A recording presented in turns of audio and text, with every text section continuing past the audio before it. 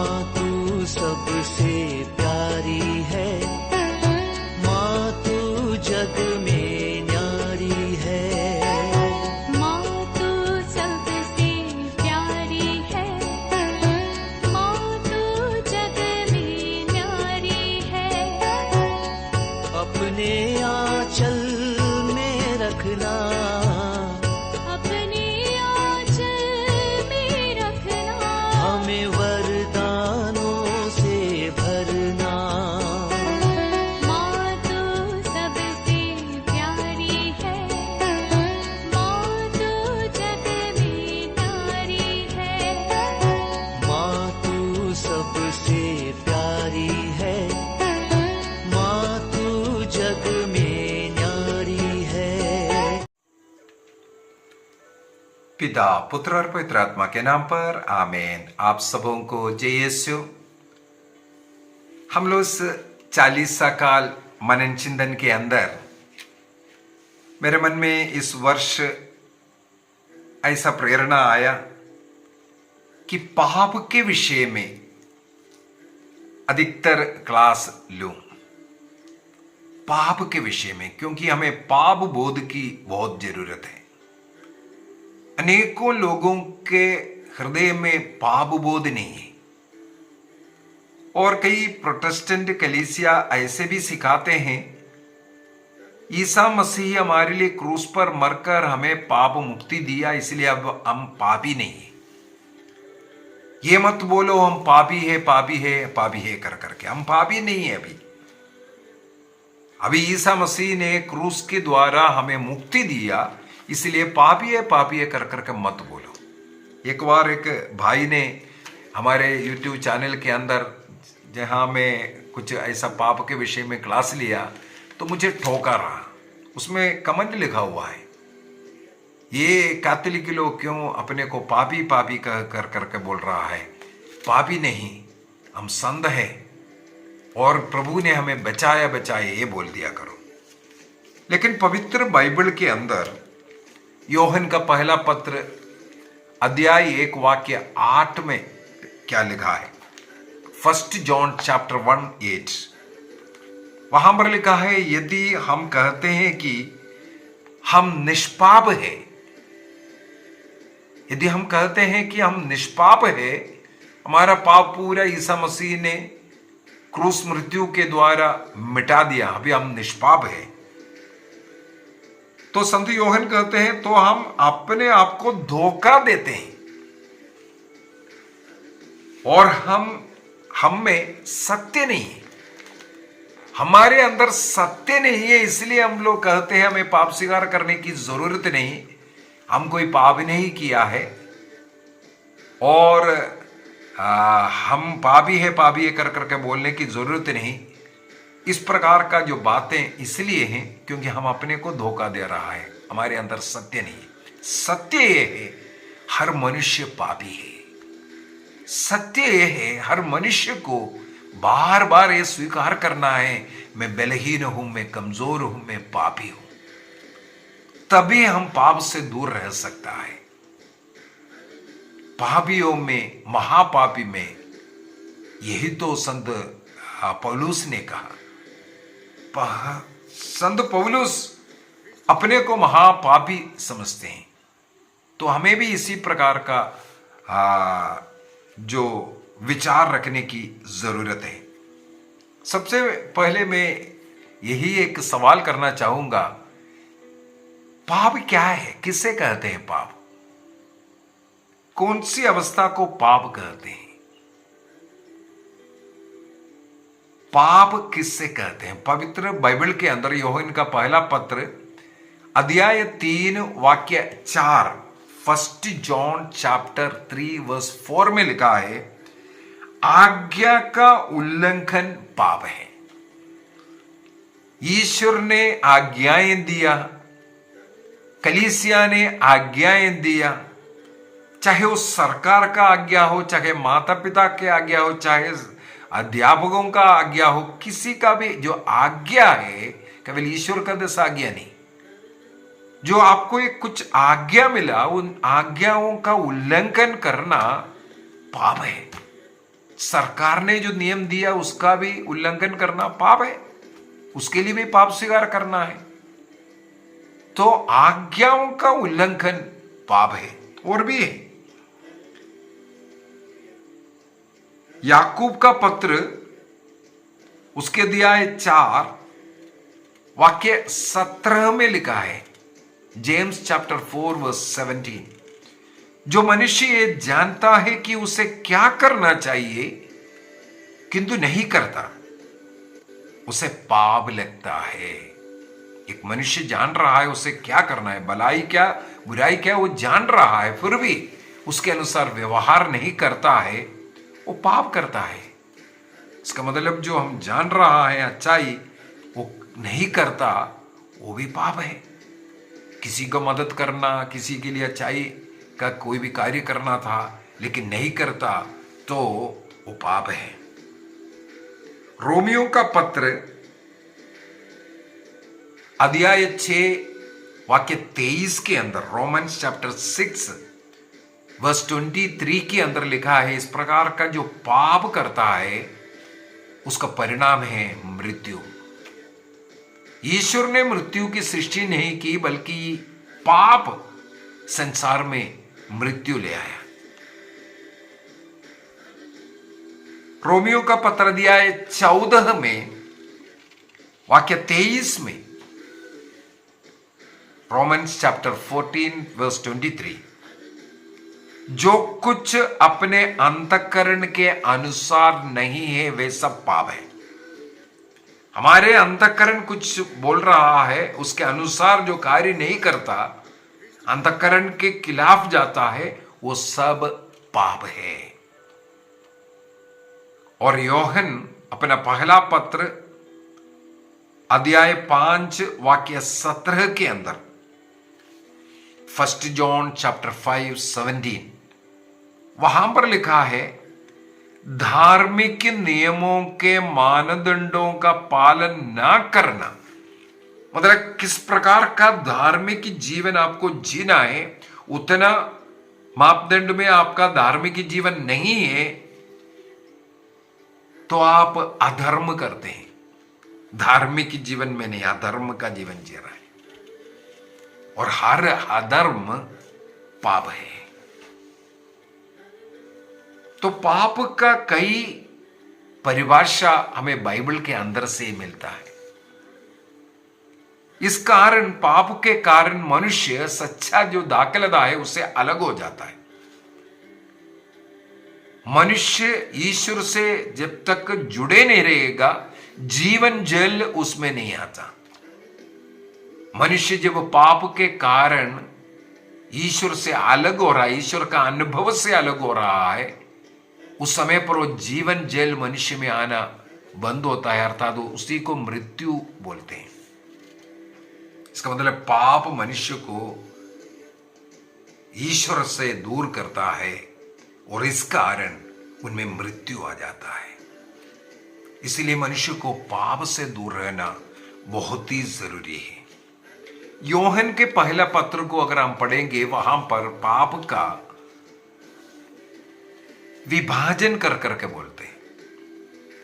कुछ पाप साधारण पाप है, लेकिन कुछ पाप को आत्ममारू पाप कहते हैं, अर्थात नरक के योग्य बनाने वाला पाप।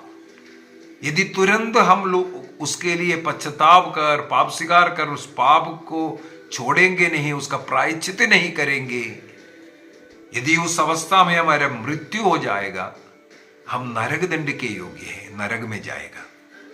इसलिए हर मनुष्य को जो बड़ा पाप करता है, तुरंत पाप स्वीकार करना जरूरी है। मैंने परसों के क्लास के अंदर पाप स्वीकार करना क्यों जरूरी है ये बता करके भी दिया है। तो एक पुरोहित के पास जाकर के इस पाप स्वीकार को करना बहुत ही जरूरी है। तो दो प्रकार का पाप, साधारण या छोटा पाप हम लोग बोलते हैं। दूसरा है आत्ममारू पाप। छोटा पाप किसे कहते हैं? कैथोलिक कलीसिया का धर्म शिक्षा ग्रंथ 1862 के अंदर 1862 62 के अंदर इसका अच्छा सुंदर एक परिभाषा दिया है। वो इस प्रकार है, कम गंभीरता वाले किसी नियम में धार्मिक नियमों का मानदंड का पालन ना करना या कोई गंभीर विषय में पूर्ण ज्ञान या पूर्ण अनुमति के अभाव में ये धार्मिक नियमों का उल्लंघन हो जाता है तो उसे छोटा पाप कहते हैं। अर्थात कोई ऐसा पाप जो कम गंभीरता वाला है। मान लो एक व्यक्ति चोरी किया, 50 रुपया चोरी किया, मान लो घर से चोरी किया, मान लो अपने ही घर से पप्पा का पॉकेट से ले लिया हो 50 रुपया। यदि वो 50 रुपया पप्पा का पॉकेट से लेने पर पप्पा को उस हाँ ठीक है बेटा ले लिया है, आइसक्रीम खाने दो बोल करके उसको सहमति दे दिया, या उनको कोई ज्यादा नुकसान उसके द्वारा नहीं हुआ, दर्द नहीं हुआ, तो उसको छोटा पाप कहते हैं।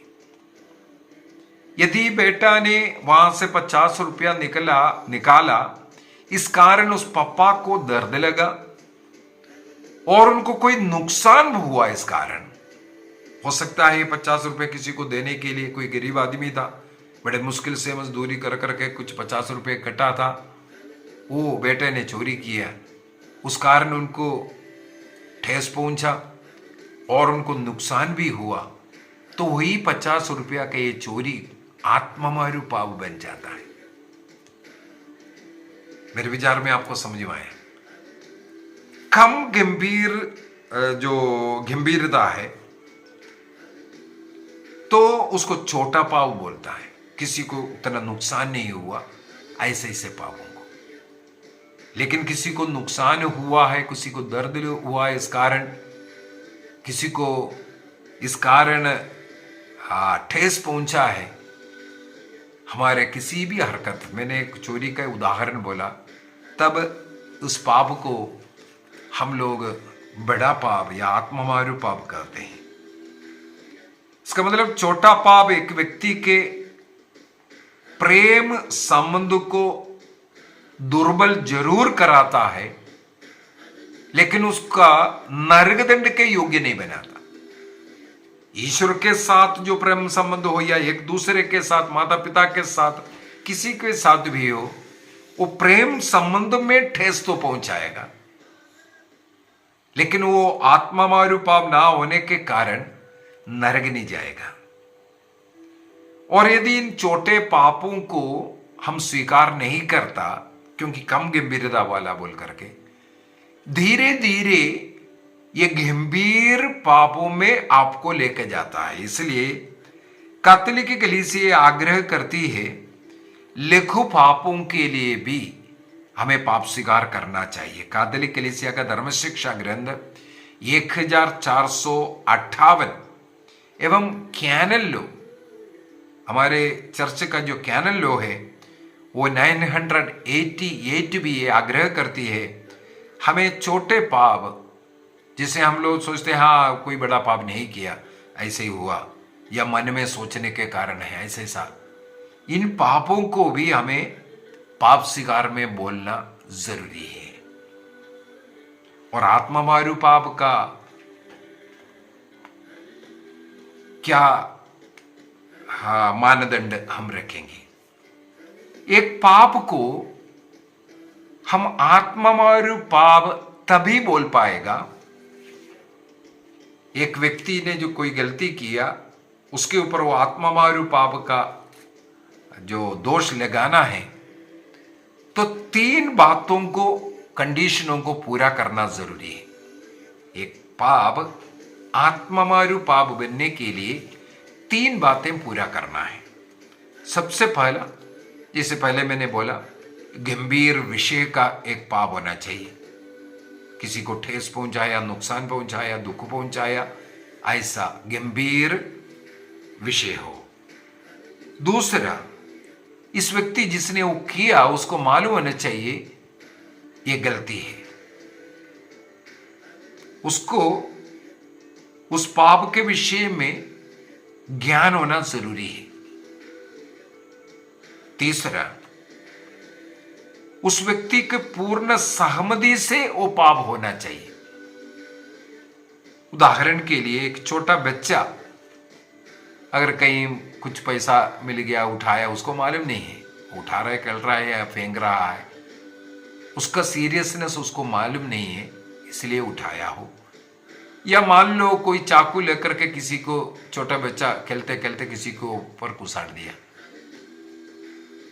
उस बच्चे को उसका गंभीरता मालूम नहीं था, वो पाप है करके मालूम नहीं था, उसने खेल खेल में या गुस्सा में भी हो उसने मारा। वो बच्चा उस पाप के विषय में ना जानने के कारण हम ये नहीं बोल सकता वो आत्ममारू पाप किया।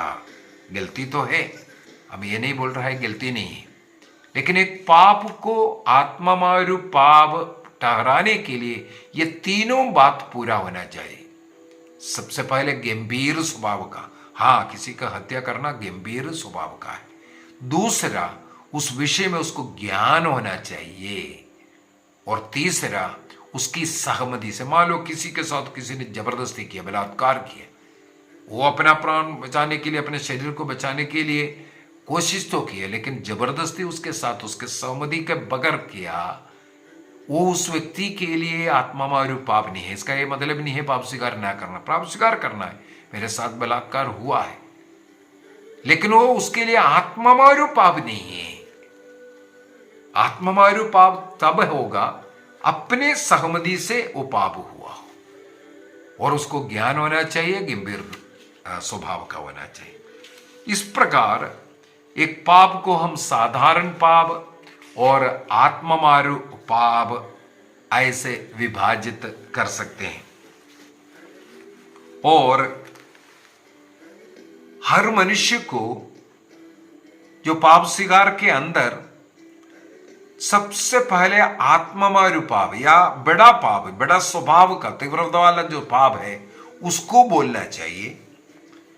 और इसके बाद ये जो छोटे छोटे मन वचन कर्म के द्वारा आगे में पाप के विषय में जो बोल करके और ज्यादा दूंगा, उस समय पर उसके अंदर आएगा। हर पाप के विषय में जब जाएंगे उसी के अंदर कई चीजें हमें समझ में आएगा कि किस प्रकार एक आत्ममारू पाप उसको हमें स्वीकार करना जरूरी है।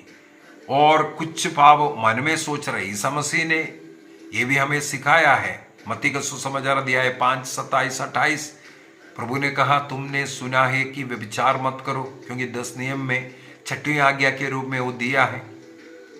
लेकिन मैं तुमसे कहता हूं, कोई बुरी इच्छा से दूसरों को देखेंगे, स्त्री को देखेंगे, अपने हृदय में व्यभिचार किया करके।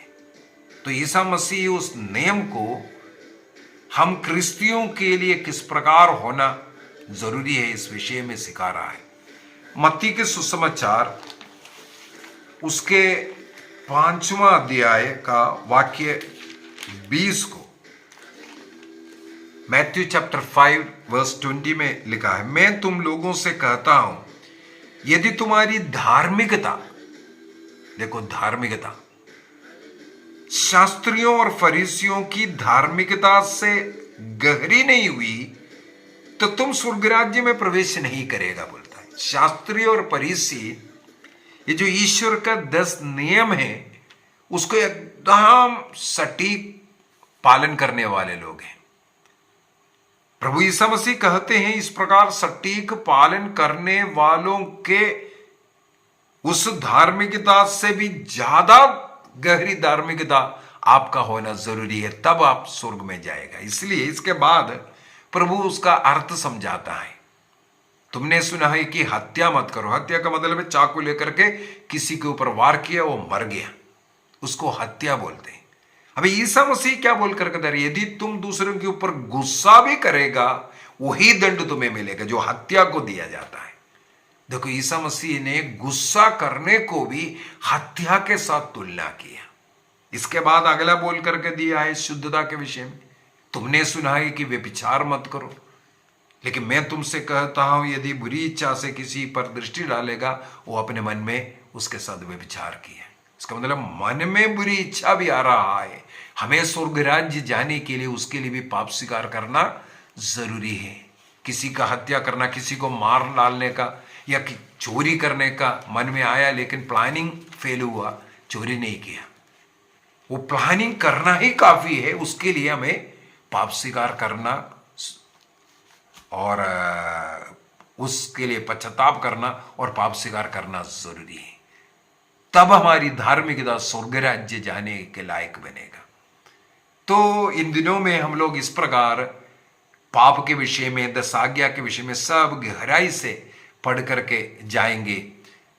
मैं अनुरोध करूंगा आप रोज विशेषकर इन 40 काल में समय निकालना और इन क्लासों को देखते रहना, ताकि हम पाप के विषय में अच्छे ज्ञान रखने वाला हो, ताकि हम पाप से दूर रह सकें। संत पापा जॉन पॉल द्वितीय ने, संत पापा ने कहा इस जमाने के सबसे बड़ा पाप यह है मनुष्य अपने पाप को नहीं जान पा रहा है। जो गलतियां कर रहा है वो स्वीकार नहीं करते हैं, ये पाप है। कुछ लोग बोलते हैं अरे सब लोग पीते हैं मैं भी पिया, सब लोग झूठ बोल रहे हैं मैं भी झूठ बोला, सब लोग चोरी कर रहा है, सरकारी सामान उठा रहा है, जहां मौका मिल रहा है हाथ मार रहा है, मैं भी ऐसा किया। जो गलत टिकट में सफर कर रहा है मैं भी सफर किया, अन्य लोग कर रहा है इसलिए मैं भी किया। ईसा मसीह कहते हैं तुम्हारी धार्मिकता अन्य लोगों से गहरी नहीं हुई तुम स्वर्ग राज्य नहीं जा सकेगा। इसलिए हम कोशिश करना है। आइए हम अपनी आंखें बंद करें। आज हम लोग पाप क्या है और पाप का विभाजन, साधारण पाप एवं आत्ममारू पाप, एक पाप को आत्ममारू पाप बनने के लिए जो 3 कंडीशन बोला था, ये सब हम लोगों ने सीखा। पाप को जानना बहुत ही जरूरी है। कल हम लोग पाप का परिणाम कितना बड़ा है, पाप हमारे जीवन को किस प्रकार नरक जैसे बनाता है, इसके विषय में हम लोग मनन चिंतन करेंगे। प्रभु आप सबों को अनुग्रह आशीष प्रदान करें, पिता पुत्र और पवित्र आत्मा के नाम पर आमीन। आप सबों को जय यीशु।